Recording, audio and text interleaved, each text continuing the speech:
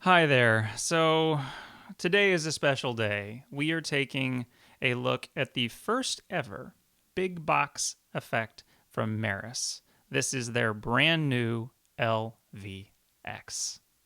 So today's video is really just going to be my first impressions of the LVX. We're going to be running through some presets, just kind of tweaking some knobs here and there to give you kind of a broad overview of what the LVX sounds like and what it brings to the table.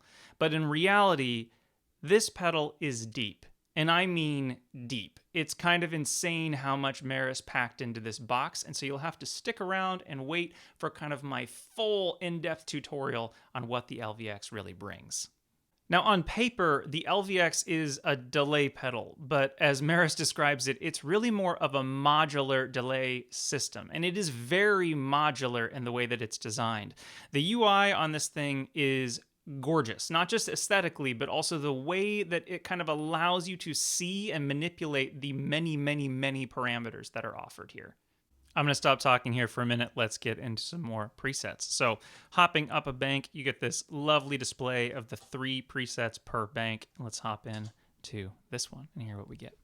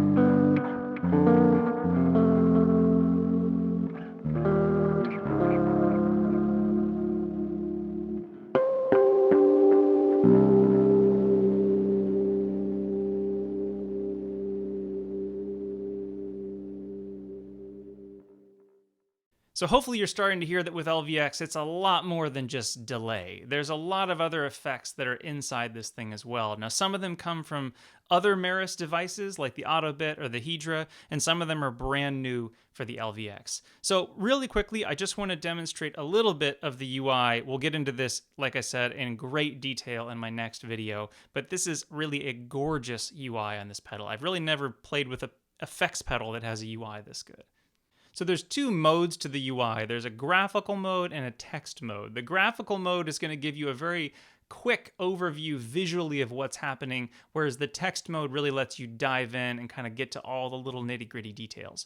Now in edit mode, you're going to get this like node depiction of what's happening with all of the little modules. So right now this is the delay module, and I can edit any parameter of the delay by cycling around the different parameters here and adjusting them with this knob.